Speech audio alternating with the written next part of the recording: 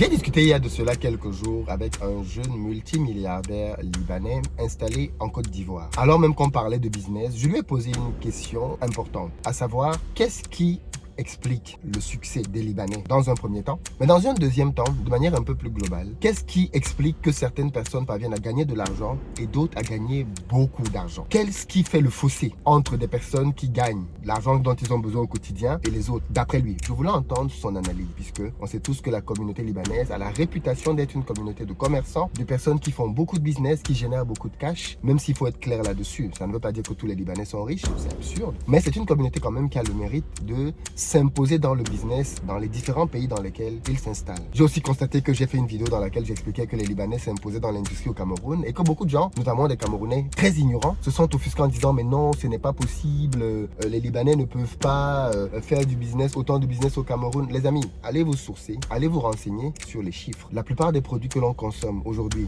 au Cameroun sont fabriqués par des industries détenus par des Libanais. Je parle des produits de consommation du quotidien. Si ce que je dis là vous semble surprenant, allez juste vous renseigner. De l'eau au savon, en passant par de la margarine, les pâtes, allez vous renseigner. Ok? Ce n'est pas parce que vous avez des noms qui vous paraissent tropicaux que les gens qui ont ces sociétés sont forcément des gens du pays. Le Libanais en question a pris le temps, parce que je crois qu'il va voir cette vidéo, donc je ne donnerai pas d'éléments qui permettent de le retrouver. Il a pris le temps de la réflexion. Quelques secondes après, il m'a dit, en me regardant, pour répondre à ta question, je vais te raconter l'histoire de mon père. Et dans cette vidéo, je vais vous partager le secret qu'il m'a donné. D'ailleurs, toute cette semaine, je vais vous partager des clés bien précises de business pour vous aider à réussir en Afrique. Et ce dimanche, j'organise une petite formation gratuite, une masterclass à 19 h, au cours de laquelle je vais vous partager la méthode que j'utilise en 3 étapes pour réussir mes business en Afrique. C'est inédit, je ne l'ai jamais fait. Je le ferai ce dimanche. Donc si tu veux apprendre de moi, si tu veux apprendre de l'expérience que j'ai en Afrique, mais aussi de l'expérience de tous les entrepreneurs que je connais, avec qui je parle de business au quotidien, il faut que tu sois là ce dimanche à 19 h. Le lien est disponible dans la barre de description. Il faut cliquer dessus, renseigner tes informations, prénom, nom et numéro de téléphone. Il faut mettre l'indicatif parce qu'on va t'envoyer un SMS pour valider ton inscription et te faire une relance pour ne pas rater la masterclass. Il faut vraiment noter ça dans ton agenda. Ce dimanche à 19 h, tu viens pour apprendre mes secrets pour réussir en Afrique.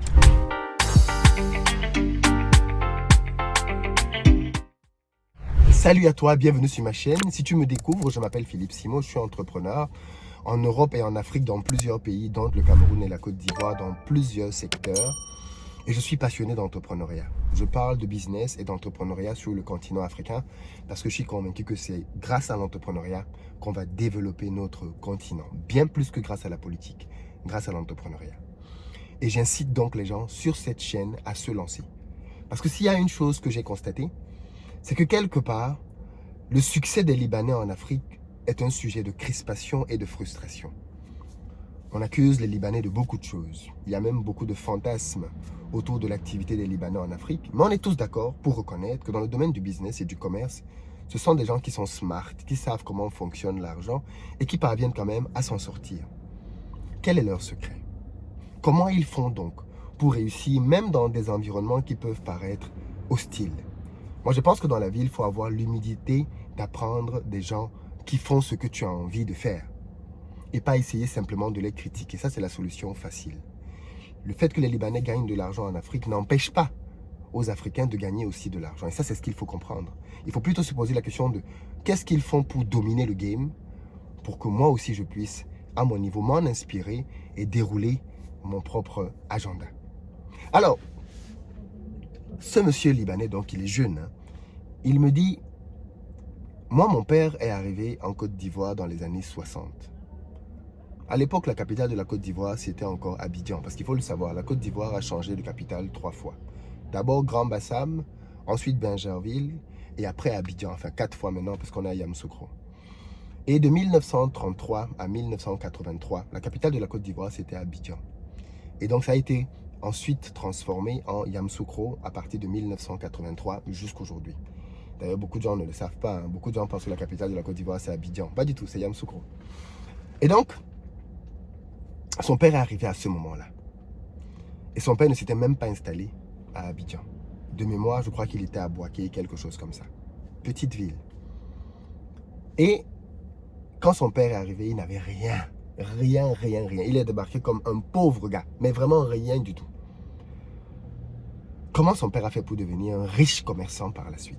Vous savez, en Afrique, il y a de très belles histoires que l'on gagnera à comprendre pour qu'elles nous inspirent. Et ce qui est formidable avec l'Afrique, c'est que les gens qui réussissent en Afrique, ce ne sont pas que des Africains.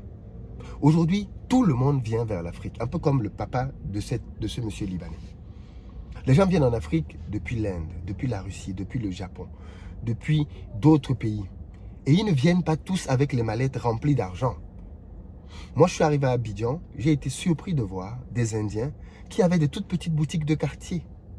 Les toutes petites boutiques de quartier. Et ça m'a parlé parce que je me suis dit, mais voilà comment ces gens démarrent. Il était dans la boutique avec son fils. Et je me suis dit, mais dans 10-15 ans, ces gars-là auront un centre commercial. Dans 30 ans, ils en auront 3, 4, 5.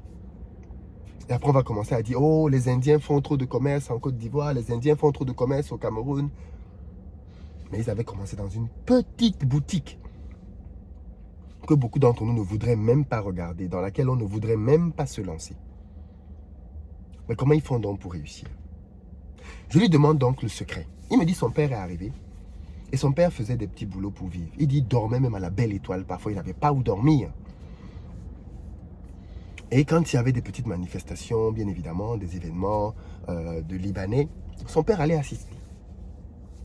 Et un jour, dans un de ces événements-là, il a été introduit comme ça à un riche homme, super riche, dont je tairai le nom aussi pour des besoins évidents de confidentialité. L'histoire que je vous raconte est authentique. Ce monsieur-là, il a été introduit à lui. Et un jour, il est allé voir ce monsieur. Il a tenté sa chance. Il a pris son courage à deux mains pour lui dire, voilà, si vous avez besoin de quelque chose, je suis là, je peux donner un coup de main. Vous avez besoin d'une course, vous avez besoin qu'on fasse quelque chose pour vous, je peux être là. Comme un bon petit qui va voir un grand boss pour lui dire, mon grand, si tu as besoin de quelque chose vraiment, ton petit est là. Il n'est pas allé lui demander de l'argent. Il est allé lui dire, je suis disponible si tu as besoin de main-d'œuvre, de quelqu'un qui peut faire quelque chose. C'est important à ce stade parce que la plupart du temps, les jeunes aujourd'hui, ce qu'ils font quand ils vont voir les gens, c'est demander de l'argent. Le monsieur donc, un jour, je ne sais plus ce qui s'est passé, il a eu un petit besoin, il a pensé au gars, il lui a donné, fais-moi tel truc, une petite course, le gars a fait. Après une deuxième, après une troisième. Et puis un jour, il a envoyé faire une opération. Le monsieur a ramené, je crois, la monnaie, complètement, tout, de manière très sérieuse. Le multimilliardaire libanais, mais vraiment hyper friqué, l'a regardé en se disant, ce gars-ci, il est peut-être différent des autres. Il semble être assez sérieux. Au fur et à mesure, il lui a donné de plus en plus de choses à faire. Jusqu'au jour où il a envoyé le père de ce monsieur-là en Chine pour aller faire des achats pour lui. Papa arrive en Chine et on l'envoie faire des achats, mais il arrive sur place et plutôt que de faire l'achat qu'on lui a demandé de faire, il décide de faire son étude.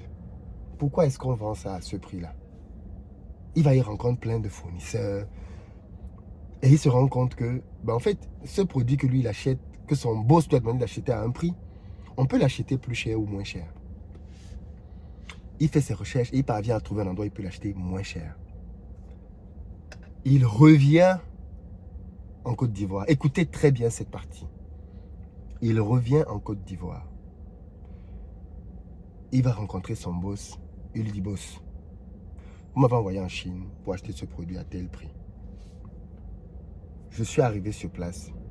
J'ai fait ma petite étude pour comprendre pourquoi ce produit coûtait ce prix. Je me suis rendu compte que certains fournisseurs le vendaient à tel autre prix supérieur, mais que le même produit, on pouvait le trouver à tel autre prix un peu moins cher. J'ai pensé qu'il fallait prendre à ce prix un peu moins cher. Donc voilà la marchandise. C'était pour un conteneur à l'époque. Voilà la marchandise et voilà le reste d'argent.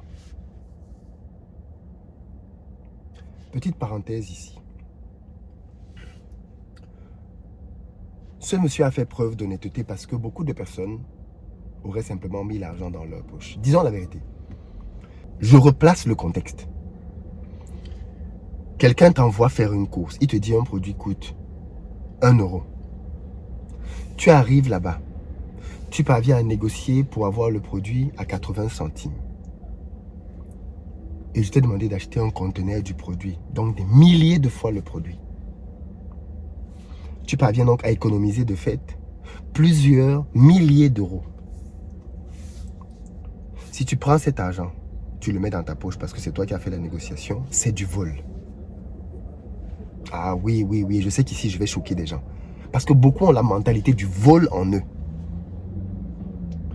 Si tu prends cet argent en te disant que non, moi on m'a dit que ça coûte 1 euro, je suis parvenu à acheter ça moins de 1 euro, tu es en train de voler ton patron. Tu entends ce que je dis? C'est du vol. Et je sais que beaucoup ne vont même pas comprendre pourquoi c'est du vol. Je le répète, si vous ne comprenez pas pourquoi c'est du vol, c'est parce que votre mentalité est tellement remplie de vol que vous ne comprenez même pas. Que si quelqu'un t'envoie faire une course pour lui, tout ce que tu parviens à faire dans cette course, c'est pour lui. Donc le monsieur est revenu et il a remis l'argent. Le milliardaire libanais l'a regardé, il a compris qu'il était face à quelqu'un d'une intégrité rarissime. Il a dit, tu sais quoi? On va faire du business ensemble.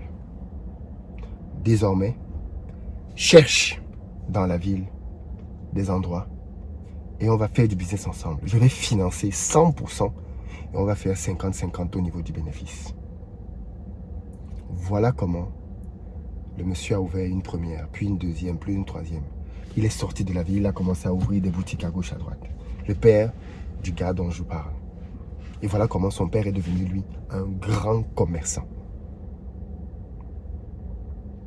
Il m'a dit, je pense que la valeur intrinsèque des gens qui veulent aller très loin dans le business, c'est l'intégrité. L'intégrité est une valeur tellement rare dans le monde des affaires que quand on tombe sur quelqu'un d'intègre, on est prêt à miser énormément d'argent sur lui.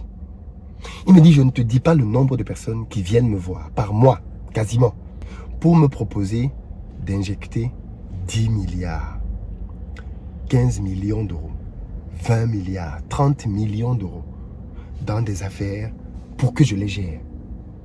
D'autres qui me disent qu'ils sont prêts à me donner cet argent pour que je le fasse fructifier dans mes propres affaires. Il me dit, Philippe, il y a tellement de gens qui ont sauvagement de l'argent, mais qui ne savent pas quoi en faire. Ils cherchent des personnes hyper fiables avec qui travailler. Il me dit donc, moi, ce que j'ai appris dans la vie, c'est que les opportunités, tu vas en avoir. Les opportunités, tu en auras toujours. Mais les opportunités viendront aussi parce que tu les auras attirées à toi grâce à la personnalité que tu as. Ça m'a interpellé parce que vous savez bien que c'est une valeur que je chéris, l'intégrité. Vous savez que c'est quelque chose que je promeus, je combats le vol. Parce que pour moi, l'intégrité dans les affaires est une clé fondamentale pour réussir. Et si vous vous rappelez, pour les plus anciens, on a reçu sur cette chaîne Étienne Sapou. Étienne Sapou, pour ceux qui n'ont pas vu cette interview, c'est l'une des interviews les plus regardées de tous les temps de la chaîne Investir au pays. Étienne Sapou, c'est un multimilliardaire camerounais qui n'a pas de grandes instructions et qui nous a raconté sur cette chaîne de A à Z son ascension. De A à Z. Vous pouvez retrouver la vidéo, c'est une masterclass, une vraie pépite. Dans laquelle il explique que, et il a donné cette phrase qu'on a tous retenue. L'honnêteté est une arme qui ne rate jamais sa cible. Vous vous rappelez de cette phrase? C'est Étienne Sapou. L'honnêteté est une arme qui ne rate jamais sa cible. Et il a raconté comment, grâce à son honnêteté, pareil comme le monsieur libanais, aujourd'hui c'est un multimilliardaire, hein, grâce à son honnêteté, il est parvenu à partir de motoboy, c'est-à-dire le gars qui dans un baca permet de charger la voiture, à responsable d'équipe parce qu'il était intègre. Quand les gars volaient le patron, il allait voir le patron pour dire au patron, patron, je suis désolé, mais les collègues vous volent. Voilà comment on vous vole. Je ne veux pas faire partie de ça. Toute son intégrité a payé. Et il a fini par déduire que l'honnêteté est une arme qui ne rate jamais sa cible. Et je veux te dire ça aujourd'hui. Si tu veux te lancer dans le monde des affaires, pars-toi d'intégrité, pars-toi d'honnêteté.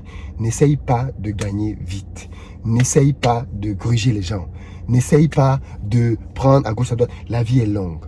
Tu n'iras pas loin avec ça. L'asset le plus important pour un entrepreneur, c'est sa réputation. Si tu as la réputation de quelqu'un qui n'est pas honnête foncièrement, et je vous ai vu ce que j'ai appelé honnête tout à l'heure, parce que les gens peuvent te dire, oui, mais c'est écrit dans le contrat. Mais parfois, dans un contrat, il peut y avoir une clause qui est inique. Dans un contrat, il peut y avoir une clause qui abuse de l'autre. Donc, le but, ce n'est pas simplement de dire que c'est écrit dans le contrat. Non. Il faut être dans la justice, dans l'intégrité, dans l'honnêteté. Vous vous attendiez peut-être à ce qu'il me donne une hyper grosse stratégie. Comment faire des fusions, acquisitions, comment faire pour exploser le chiffre d'affaires en marketing. Il m'a ramené à la base, l'intégrité. Ce dimanche, je vais te partager la méthode que j'utilise pour lancer des business. Peut-être que tu me suis depuis quelque temps et tu es frustré parce que toi aussi tu as envie de revenir en Afrique. Tu as aussi envie de lancer un business sur le continent. Tu ne sais peut-être pas comment t'y prendre. Tu manques peut-être de financement.